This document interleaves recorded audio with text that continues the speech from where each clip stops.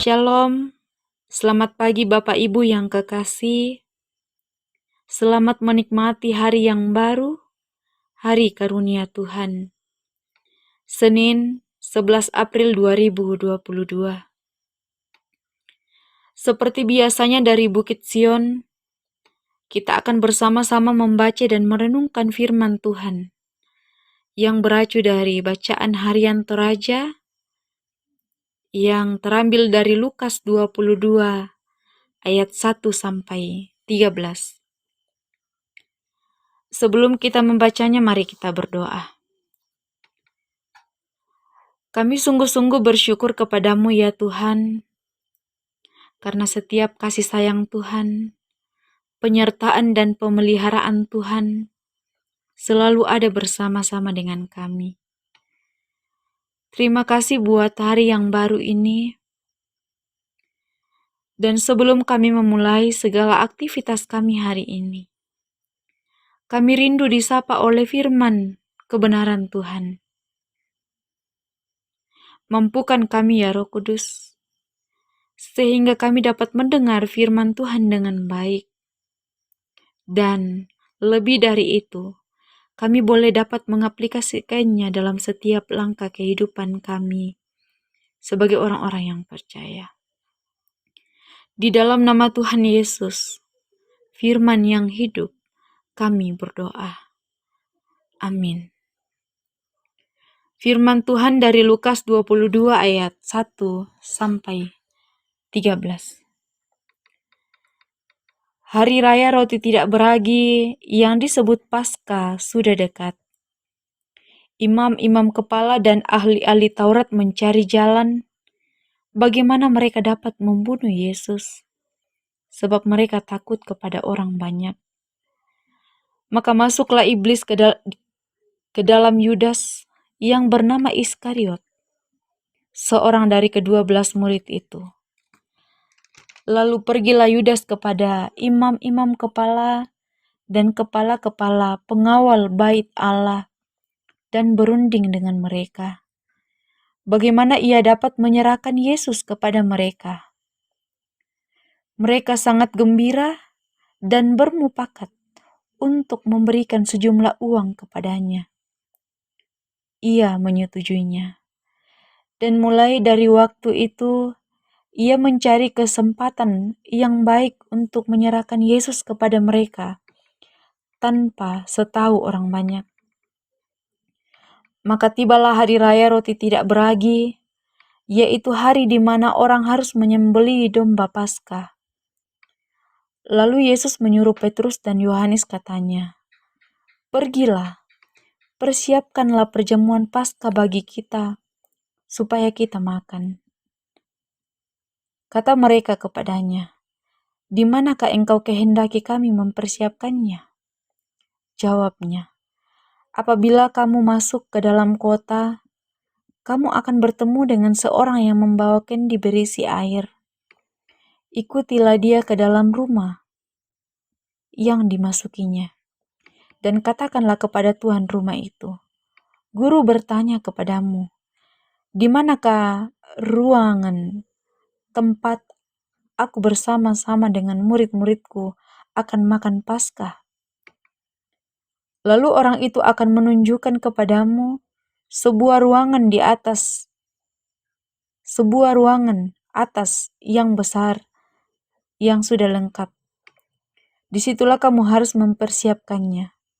Maka berangkatlah mereka, dan mereka mendapati semua seperti yang dikatakan Yesus kepada mereka. Lalu mereka mempersiapkan Paskah. Amin. Bapak Ibu yang kekasih, dari pembacaan kita diberi satu tema, bersepakat dengan iblis. Bersepakat dengan iblis. Kita tahu bersama bahwa Paskah merupakan perayaan yang penting bagi orang-orang Yahudi maupun bagi kita, orang-orang yang percaya. Biasanya Paskah ini diikuti dengan perayaan Hari Raya Roti Tidak Beragi. Dan kedua hari raya tersebut merupakan satu perayaan Paskah, mengingatkan malam ketika Israel keluar dari tanah Mesir, yang dikisahkan dari Keluaran pasal 12. Dan sementara Hari Raya Roti Tidak Beragi mengingatkan kita bagaimana perjalanan bangsa Israel keluar dari tanah Mesir, dan juga mengingatkan kita bagaimana awal masa penuaian yang dikisahkan dalam Imamat pasal 23 ayat 5-8. Pada masa Paskah ini, umat Yahudi dari berbagai macam tempat datang ke Yerusalem untuk merayakannya. Dan dalam konteks perayaan Paskah, dilaporkan bahwa dalam bacaan kita, bagaimana pemimpin agama Yahudi, yaitu imam-imam kepala dan ahli-ahli Taurat, telah putus asa menghadapi Yesus. Mereka lagi tidak punya cara lain kecuali membunuh Yesus. Akan tetapi bagaimana caranya untuk membunuh Yesus? Sedangkan saat ini sedang terjadi perayaan nasional di mana orang-orang ramai berkumpul di Yerusalem. Tentunya mereka takut upaya untuk membunuh Yesus akan mengundang keributan massa, akan mengundang keributan orang-orang yang banyak pada saat itu. Karena itu, mereka berusaha, mereka mengupayakan untuk membunuh Yesus yang harus dilakukan secara diam-diam. Dan dalam situasi-situasi demikian, Yudas yang adalah seorang murid Yesus menemui pemimpin agama Yahudi tersebut. Dan tentunya hal ini Yudas tidak bertindak sendirian. Yudas menyanggupi rencana pemimpin agama-agama Yahudi. Jadi dapat kita bayangkan bahwa betapa gembiranya orang-orang pemimpin agama Yahudi itu menerima Yudas. Karena gembiranya, mereka menjanjikan untuk memberikan uang kepada Yudas. Dan tentunya Yudas pun senang menerima itu. Bapak Ibu yang kekasih, ketika iblis mempengaruhi seseorang, maka berbagai bentuk kerusakan dan kehancuran akan terjadi. Kita pun dapat melihat dari kisah melalui orang gerasa yang dikisahkan dalam Lukas 8 ayat 26-39.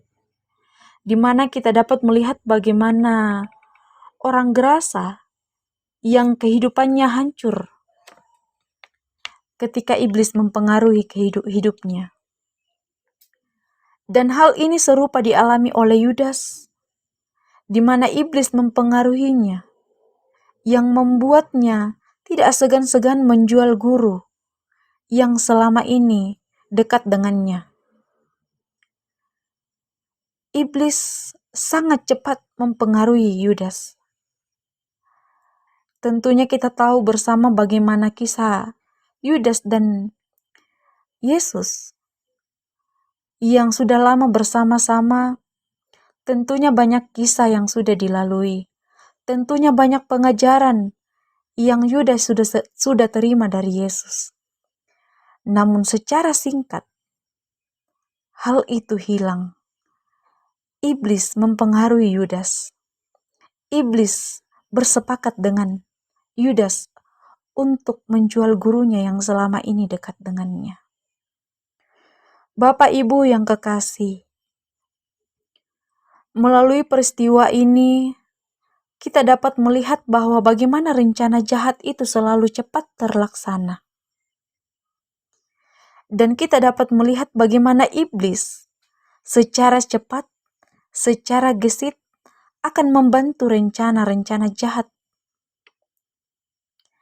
Ketika kerusakan dan kehancuran terjadi, disitulah iblis bersuka cita. Disitulah iblis sangat senang karena kehancuran, karena kerusakan itu kita alami. Disitulah iblis menang dalam kehidupan kita. Bapak Ibu yang kekasih, jangan biarkan hidup kita dikuasai oleh iblis. Jangan biarkan rencana-rencana yang jahat ada di dalam hati kita dan pikiran kita. Tetapi biarkanlah kehidupan kita dikuasai oleh Tuhan, dikuasai oleh Roh Kudus, sehingga hidup kita terus melakukan apa yang terbaik demi kemuliaan Tuhan. Semoga Tuhan memampukan kita di dalam menjalani kehidupan kita sepanjang hari ini. Demikianlah renungan harian dari Lukas 22 ayat 1-13, dan mari kita berdoa. Bapa kami yang ada dalam tahta kerajaan sorga, Bapa pemilik kehidupan kami, Bapa yang sungguh-sungguh baik kepada kami. Terima kasih buat firman-Mu yang baru saja kami dengarkan bersama-sama. Tolonglah kami Tuhan untuk melakukannya dalam kehidupan kami. Mampukan kami untuk menjalani kehidupan kami hari ini. Bapa di sorga, banyak hal yang akan kami lakukan hari ini. Banyak hal yang akan kami kerjakan hari ini. Tolonglah kami untuk melakukannya seturut dengan kehendak Tuhan. Mampukan kami untuk melakukan hal yang terbaik, dan mampukan kami untuk melakukan hal-hal yang menyenangkan hati Tuhan sepanjang kehidupan kami hari ini. Bapa di sorga, segala rencana, segala hal yang akan kami kerjakan hari ini, kami serahkan ke dalam tangan pengasihan-Mu. Ini doa kami di dalam Kristus Yesus. Kami datang berdoa kepada Bapa di sorga. Amin. Selamat menikmati hari karunia Tuhan hari ini. Kiranya Tuhan Yesus selalu memberkati kita.